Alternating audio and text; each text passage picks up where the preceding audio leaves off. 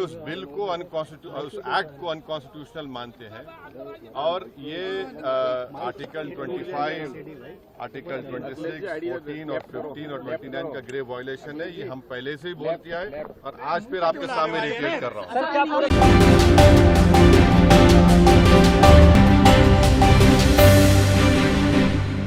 नए बर्फ कानून के खिलाफ दायर याचिकाओं पर सुप्रीम कोर्ट ने लगातार दूसरे दिन सुनवाई हुई। इस दौरान सर्वोच्च अदालत ने बर्फ कानून पर फिलहाल स्टे नहीं लगाया है। सुप्रीम कोर्ट ने सॉलिसिटर जनरल तुषार मेहता के इस बयान को रिकॉर्ड में लिया कि केंद्र 7 दिनों के भीतर जवाब देगा। शीर्ष अदालत ने कहा कि सॉलिसिटर जनरल ने कोर्ट को आश्वासन दिया कि काउंसलिंग और वोट को कोई नियुक्ति नहीं की जाएगी।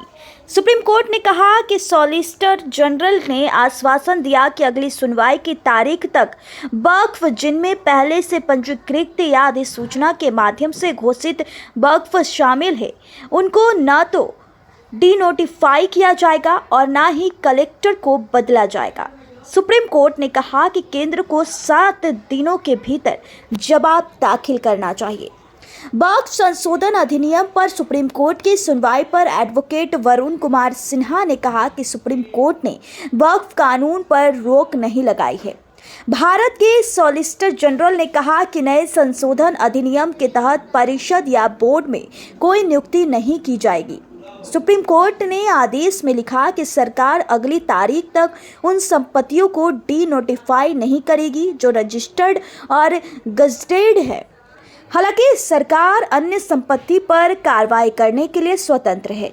अधिवक्ता वरुण सिन्हा ने कहा कि केंद्र ने कोर्ट से कहा कि आप संसद की ओर से पारित कानून पर रोक नहीं लगा सकते और केंद्र रोजाना सुनवाई के लिए तैयार है। इस मुद्दे को अब 5 मई के लिए लिस्ट किया गया है और उसी दिन सुनवाई होगी। वहीं सुप्रीम कोर्ट में हुई सुनवाई पर AIMIM चीफ असदुद्दीन ओवैसी ने रिएक्ट किया। उन्होंने कहा कि हम इस एक्ट को असंवैधानिक मानते हैं। तो सुनिए ओवैसी ने क्या कुछ कहा। हम पूरे उस बिल को उस एक्ट को अनकॉन्स्टिट्यूशनल मानते हैं और ये आर्टिकल 25, आर्टिकल 26, 14 और 15 और 29 का ग्रेव वायलेशन है। ये हम पहले से ही बोल के आए और आज फिर आपके सामने रिपीट कर रहा हूँ। No. See. Let us be very careful.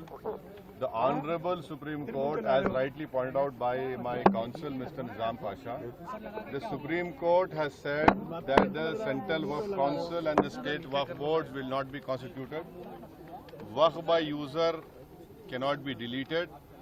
Now, there are other provisions also which we as a party have come to the Honorable Supreme Court that calling it unconstitutional.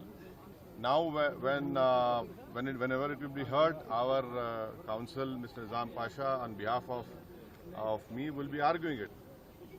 As you know very well, that during the deliberations of the Joint Working Committee, I have given a Dyson report opposing all the amendments that were proposed by the government. And during the debate in the Parliament on the consideration or passing of that bill, I have opposed each and every amendment. I have called it unconstitutional. I still call this law as unconstitutional, as violating the fundamental rights of Article 14, 15, 25, 26 and 29. So our legal battle will continue to ensure that this act, against this act will continue.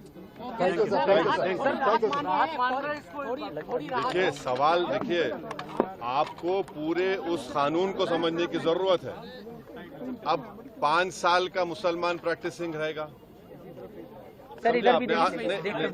5 साल practising मुसलमान का तो रहेगा। अब उसको कौन decide करेगा? अब कोई महिला है, उसको कौन डिसाइड करेगा? तो ऐसे कई उसमें जो अमेंडमेंट्स के जरिए लॉ बनाया गया है, हम उसके आज भी मुखालिफत कर रहे हैं और कल भी अपोज करते रहेंगे। और लीगली हम सुप्रीम कोर्ट में चैलेंज किए, हम उसको उन तमाम चीजों को violation of the fundamental rights मानते हैं। Thank you.